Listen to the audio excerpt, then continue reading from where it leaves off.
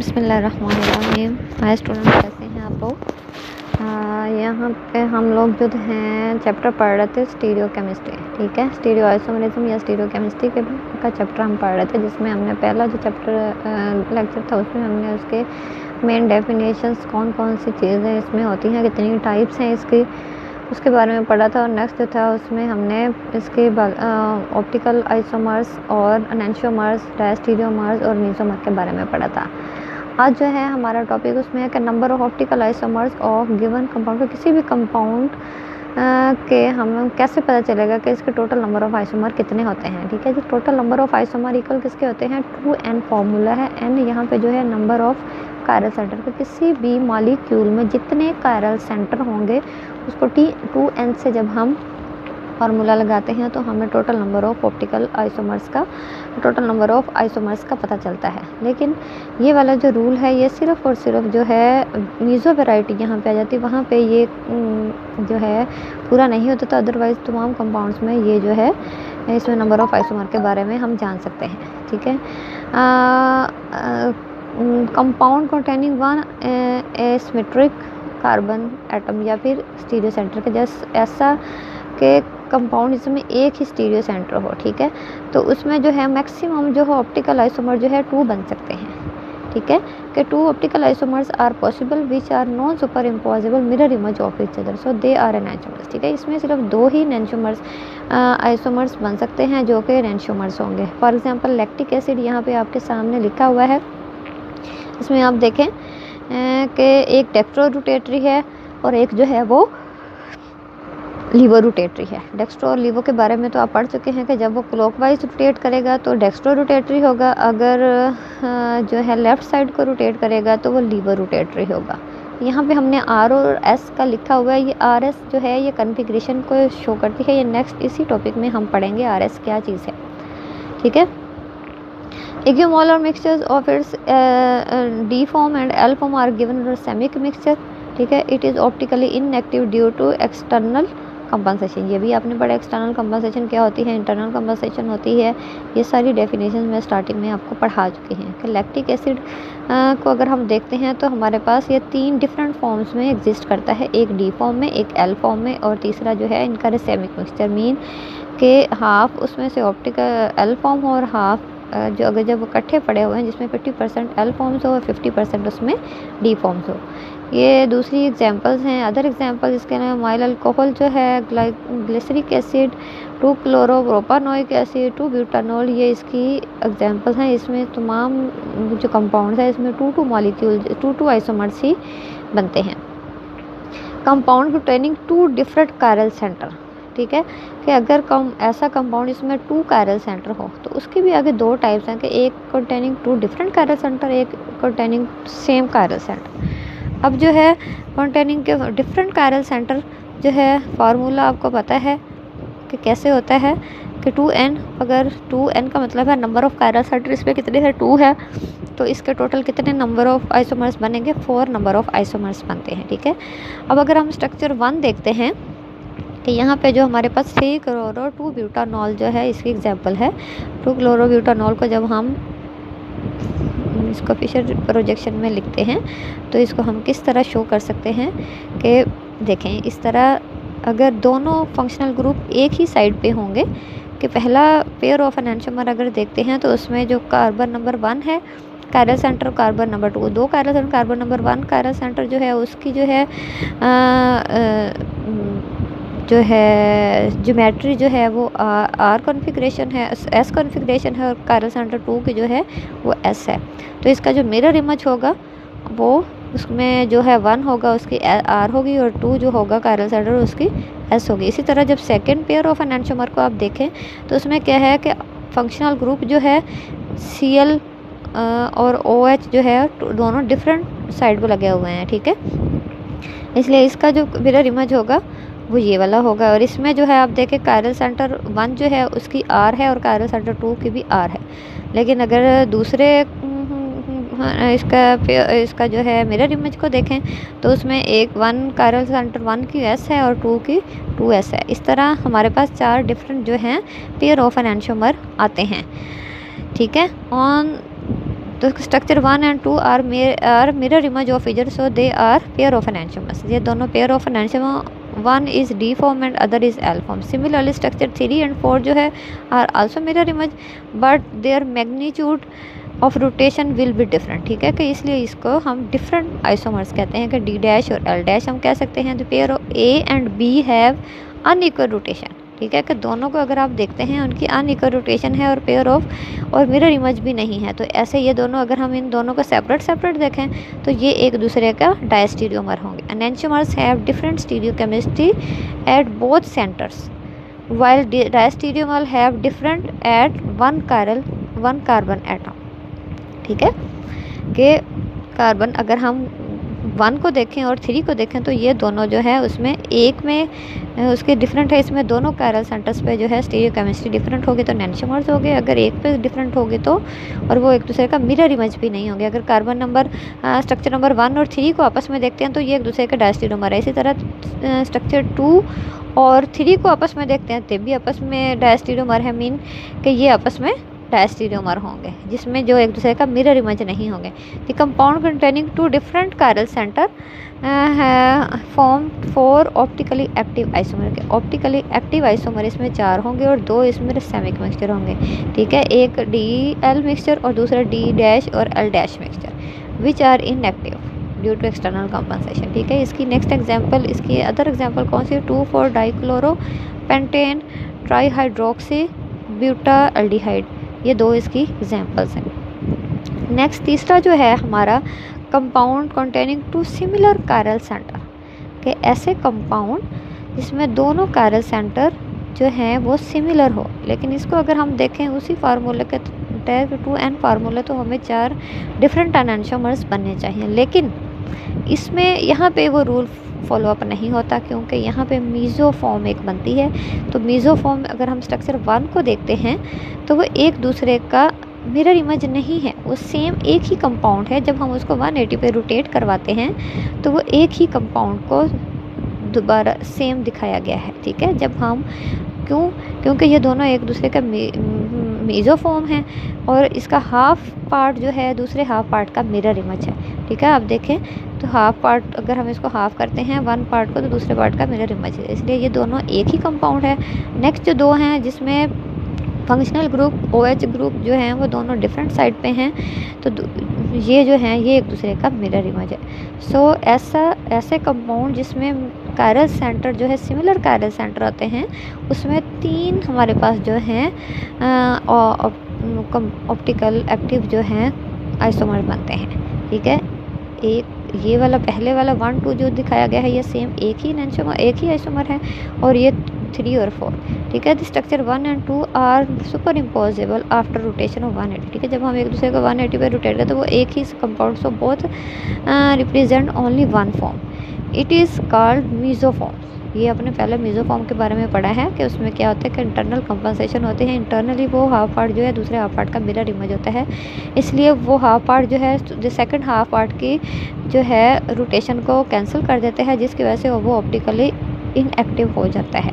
ठीक है, so these are a pair of enantiomer optically active equimolar mixture of both enantiomer give a racemic mixture. ठीक है, जो optically inactive होता है। ठीक है, इसका मतलब ये है कि the compound having similar asymmetric या कायरल सेंटर, तो वो 3 डी फॉर्म, एल फॉर्म और मीज़ोफॉर्म और रैमिक मिक्सचर। ठीक है, कि इसमें ये बनते हैं एल फॉर्म और डी 2 होते हैं जो ऑप्टिकली एक्टिव होते हैं, 2 ऑप्टिकली इनएक्टिव फॉर्म होते हैं, एक मीज़ोफॉर्म कह सकते हैं, दूसरा रैमिक मिक्सचर। इसमें जो है 2,4 डाइक्लोरोब्यूटेन 1,2 डाइक्लोरो 1,2 डाइफिनाइल इथीन जो हैं ये इसकी एग्जांपल्स हैं। ठीक है, इसके अलावा जो है अगर हमारे पास कंपाउंड कंटेनिंग 3 कायरल सेंटर के, अगर 3 कायरल सेंटर हो, ठीक है, अगर 3 डिफरेंट कायरल सेंटर हो तो हमारे पास कितने आइसोमर्स बनते हैं? तो उसका 2n फार्मूला लगाएं तो हमारे पास 8 बनते हैं। ठीक है, सिमिलर के जिसमें सिमिलर कायरल सेंटर होगा कि 8 कायरल सेंटर हो, सॉरी 3 कायरल सेंटर हो तो हमारे पास 8 आइसोमर बनते हैं। ये आपकी असाइनमेंट है, आप लोगों ने क्या करना है कि ऐसा कंपाउंड ढूंढना है जिसमें 3 कायरल सेंटर होंगे और उसके टोटल 8 आइसोमर बनते हैं। वो सारे के सारे आप लोगों ने बनाने हैं। ये आपकी असाइनमेंट है। ये असाइनमेंट आप लोग मुझे सबमिट करवाएंगे तो इसके नंबर होंगे, ठीक है। अब नेक्स्ट हमारा टॉपिक जो है वो है RS सिस्टम कि RS सिस्टम कॉन्फ़िगरेशन सिस्टम जो है वो हमारा टॉपिक है कि RS कॉन्फ़िगरेशन ऑप्टिकल आइसोमर्स जो हैं उनको हम RS सिस्टम से कैसे रिप्रेजेंट करते हैं।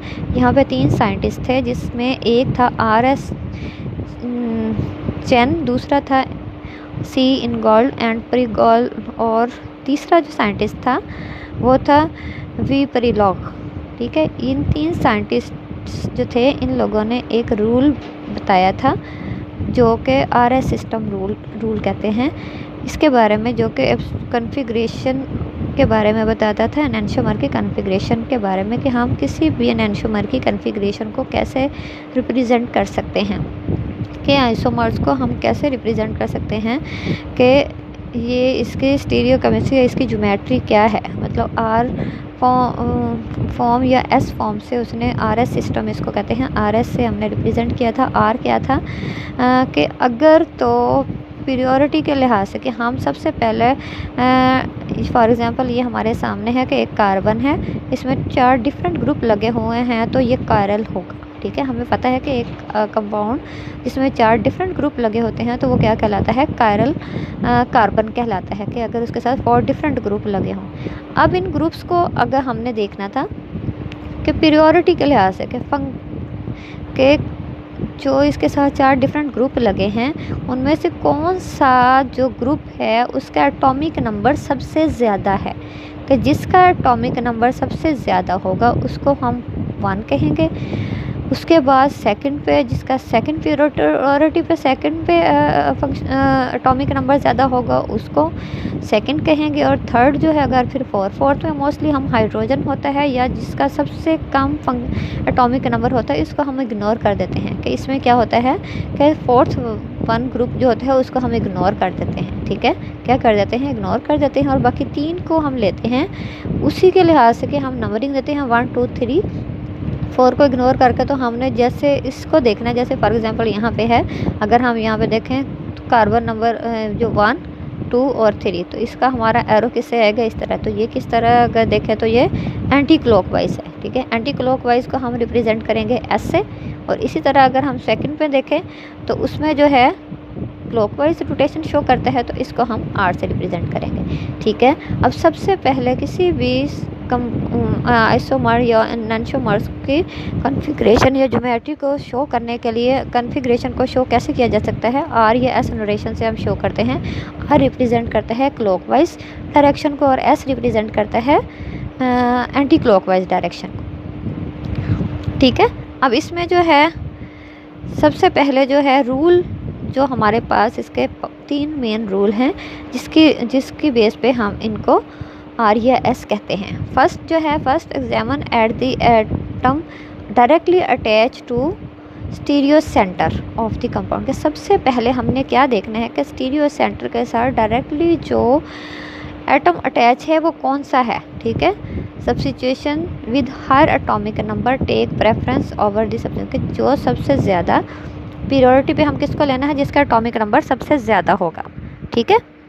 इसी तरह अगर हमारे पास 2 ऐसे कंपाउंड लगे हुए हैं जो एक दूसरे का आइसोटॉप्स हैं, ठीक है। आइसोटॉप्स में फिर हम क्या करेंगे कि फॉर एग्जांपल हमारे पास एक मॉलिक्यूल एक कंपाउंड है जो उसमें स्टीरियो सेंटर है, उसके साथ 2 उसके नैन लगे हुए हैं, क्लोरीन है, ठीक है। क्लोरीन के दोनों एक आइसोमर लगे हुए हैं, 2 डिफरेंट आइसोमर, तो फिर हम उसको एटॉमिक मास के बेस पे करेंगे, ठीक है। अदरवाइज नहीं तो हम क्या करेंगे, पहले हम क्या देखना है कि एटॉमिक नंबर के लिहाज से देखना है कि अगर दूसरा एटॉमिक अगर उसके साथ क्या लगे हुए हैं, आइसोटॉप्स अगर लगे हुए होंगे किसी भी कंपाउंड के तो हम क्या करेंगे, उसको एटॉमिक मास की बेस पे रिप्रेजेंट करेंगे। अब नेक्स्ट जो है, अगर हम देखते हैं कि सब्स्टिट्यूशन जो लगी हुई है, ठीक है, कि when visualise the molecule should always point away from the viewer, ठीक है। इसमें यही चीज़ बताई गई है कि आपने ये देखना है कि इसमें जो सबसे लोअर प्रायोरिटी वाला है उसको हमने आउट ऑफ वे लिख देना, मीन कि उसको हमने समझना है, इग्नोर करना है कि वो नहीं है। कि इसमें सबसे पहले आपने क्या करना है कि स्टीरियो सेंटर के साथ 4 डिफरेंट ग्रुप देखने हैं। इसमें एटॉमिक नंबर देखना है कि जिसका एटॉमिक नंबर सबसे ज़्यादा होगा उसको 1 रिप्रेजेंट करना है, जिस उसका उसके सेकंड नंबर पे होगा उसको 2, फिर जो थर्ड नंबर पे होगा उसको 3 और फोर्थ को 4 लिख के 4 जो होगा उसको आपने टोटली इग्नोर कर देना। फिर आपने एरो को शो करना है कि 2, 3 किधर को जा रहा है, राइट साइड को जा रहा है या एंटी क्लॉकवाइज जा रहा है। तो राइट साइड पे होगा तो आर होगा, एंटी साइड पे देगा तो एंटी क्लॉकवाइज होगा।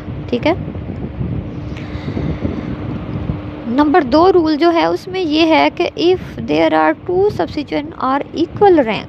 ठीक है। अब अगर फॉर एग्जांपल हमारे पास ऐसे है कि हमारे पास जो है कार्बन के मॉलिक्यूल ऐसा है कि उसमें दोनों के दोनों जो हैं, एक पे मिथाइल ग्रुप लगा हुआ है, एक पे इथाइल लगा हुआ है। ठीक है। अब अगर हम देखते हैं कि 4 डिफरेंट ग्रुप लगे हुए हैं, फॉर एग्जांपल हम कहते हैं कि एक जो है वो क्लोरो ग्रुप लगा हुआ है, एक ब्रोमो लगा हुआ है, एक मिथाइल लगा हुआ है, एक इथाइल लगा हुआ है। अब हमने तो कहा है कि कायरल सेंटर के साथ वाला ग्रुप देखना है वो कार्बन है, तो इधर देखें तो उधर भी कार्बन है। अब तो फिर हमने क्या करना है, उससे नेक्स्ट वाले को देखना है। ठीक है, कि कार्बन के साथ डायरेक्टली क्या अटैच है। अब अगर हम देखते हैं इथाइल को, तो उसमें कार्बन के साथ जो है मिथाइल ग्रुप जो फंक्शनल, अगर मिथाइल ग्रुप लगा हुआ तो उसमें आप देखेंगे कि कार्बन के साथ डायरेक्टली 3 हाइड्रोजन अटैच है।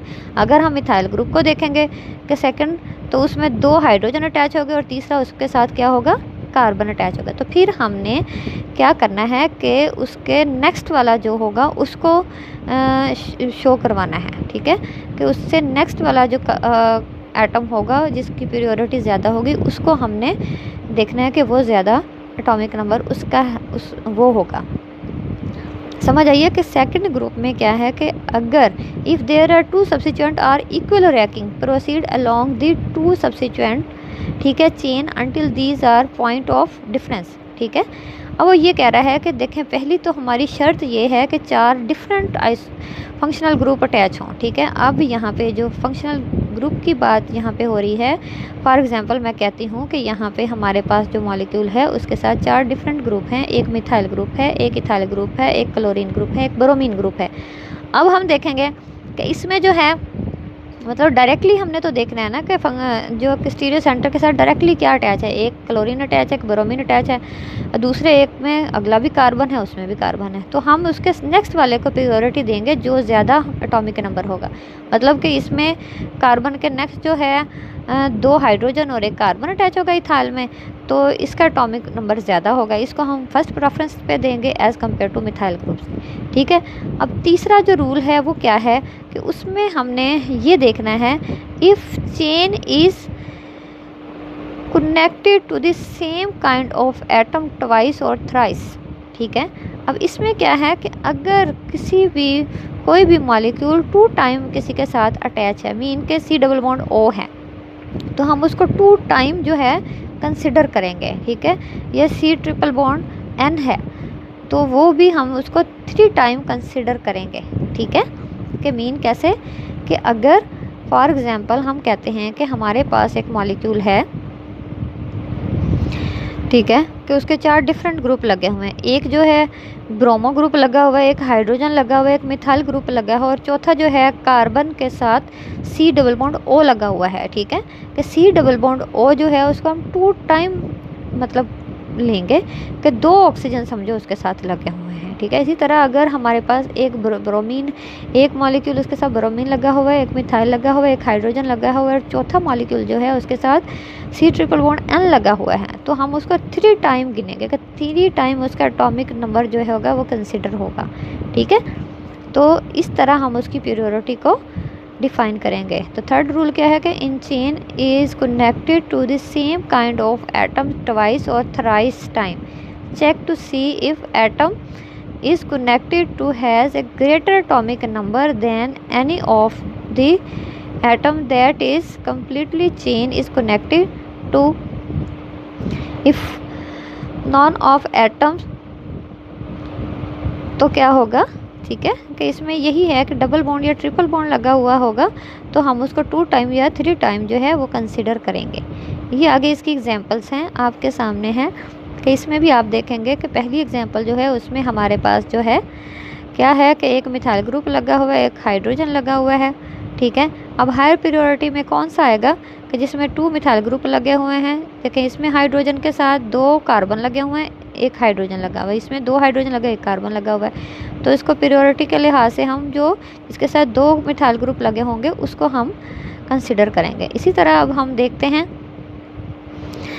कि हमारे पास जो है इसमें एक ब्रोमीन लगा हुआ है, एक हाइड्रोजन लगा हुआ है, एक मिथाइल ग्रुप है, इस 2 मिथाइल ग्रुप है, तो प्रायोरिटी के लिहाज से हमारे पास ब्रोमो ग्रुप प्रायोरिटी के लिहाज से हम देखेंगे। ये हमारे पास जो है इसकी डिफरेंट एग्जांपल्स हैं, ठीक है, कि आप कैसे आर और एस जो है उसको आप कैसे नोरेशंस को कैसे आप रिप्रेजेंट कर सकते हैं कि हायर प्रायोरिटी के लिहाज से 3 इसके मेन रूल हैं जो मैंने आपको बता दिए हैं, ठीक है। अगर इसमें से कोई भी आपका प्रॉब्लम हो ना समझ आए तो आप मेरे से डिस्कस कर सकते हैं। ओके जी, अल्लाह हाफ़िज़।